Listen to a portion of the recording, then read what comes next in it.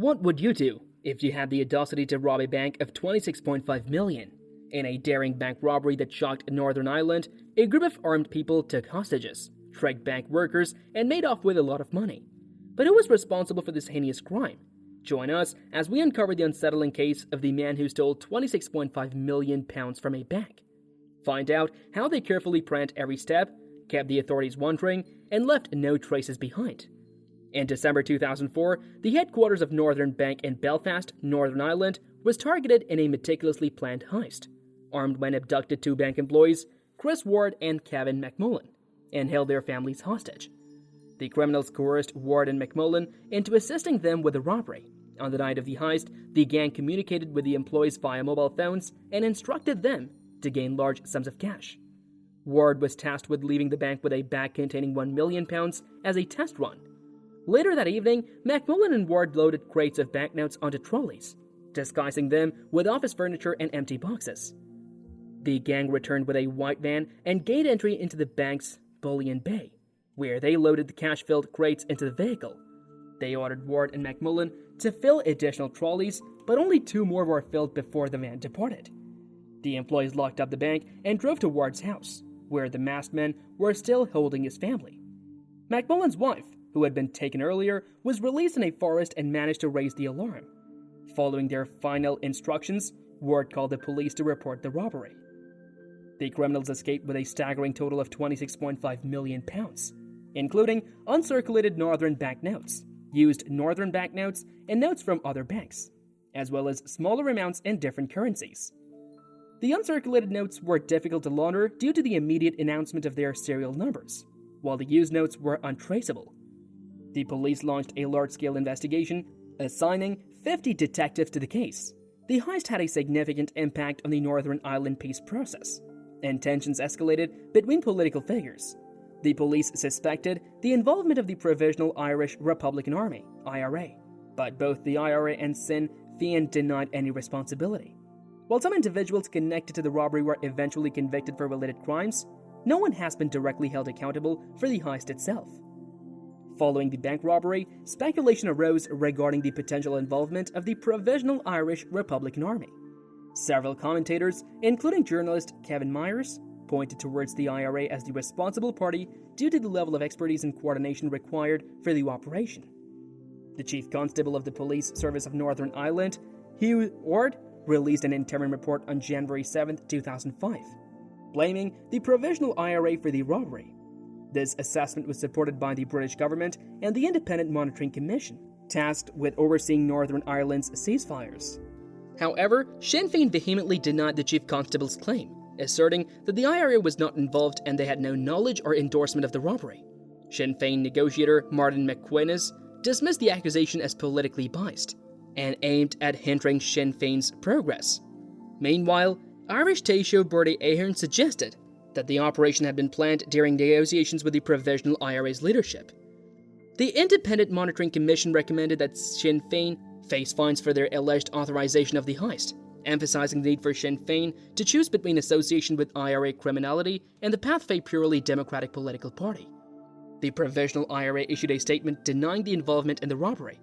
However, in Northern Ireland, particularly in unionist circles, it was widely believed that the IRA was indeed responsible.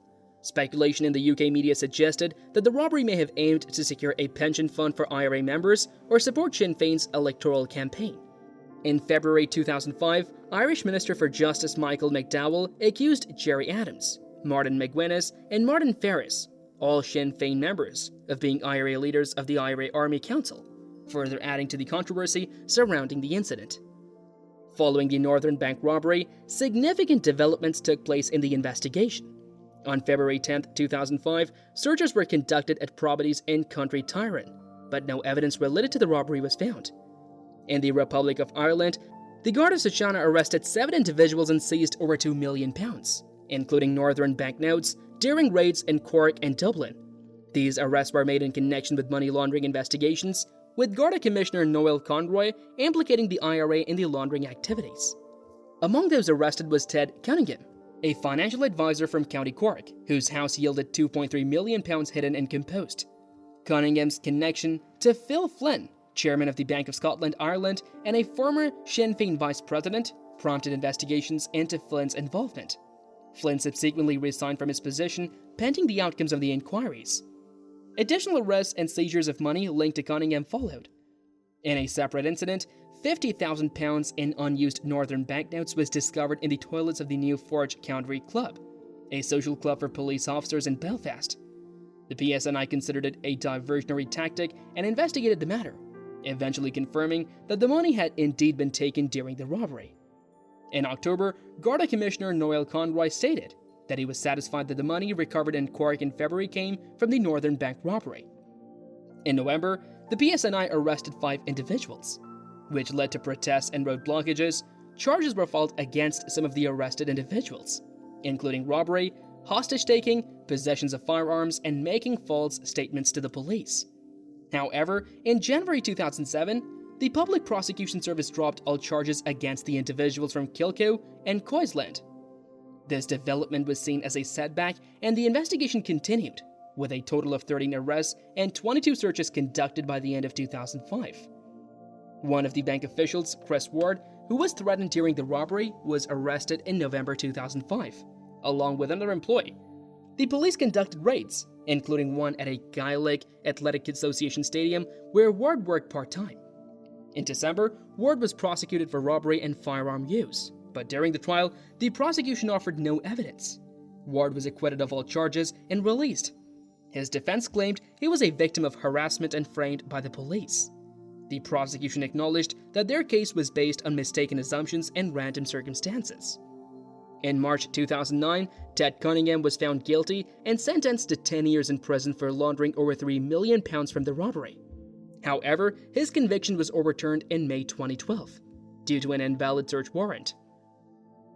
A retrial was ordered, and in February 2014, Cunningham pleaded guilty to 2 counts of laundering approximately £275,000. He received a 5-year suspended sentence based on his poor health and promised to resign from Chesterton Finance.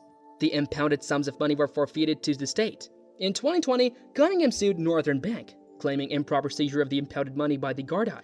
In response to the robbery, Northern Bank replaced its stolen banknotes, rendering the uncirculated ones difficult to use. However, a significant portion of the stolen money remained untraceable, including £4.5 million from other banks and £5.5 million in old, used Northern banknotes. The robbery heightened tensions in Belfast, as it occurred amidst delicate peace negotiations. Sinn Féin's representatives' refusal to promise an end to provisional IRA criminal activities further strained the political situation. Despite Sinn Féin's denials, both Irish Taoiseach Chief Bertie Ahern and UK Prime Minister Tony Blair held the IRA responsible for the heist.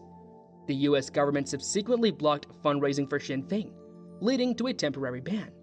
Suspicions regarding the involvement of Gerry Adams and Martin McGuinness were raised, with leaked US communications suggesting their prior knowledge of the robbery. Garda surveillance recorded a meeting between Adams and Ted Cunningham before the incident.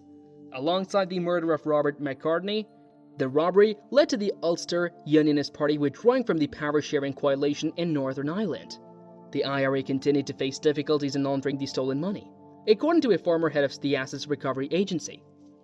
The case remained unsolved, making it one of the largest unsolved heists in the history of both the United Kingdom and the Republic of Ireland. The robbery retained its significance until the Securitas Depot robbery in 2006, which surpassed it in terms of stolen funds. Thanks for watching. If you want more exciting stories about daring crimes and intriguing secrets, be sure to subscribe to our channel and hit the bell so you never miss an update.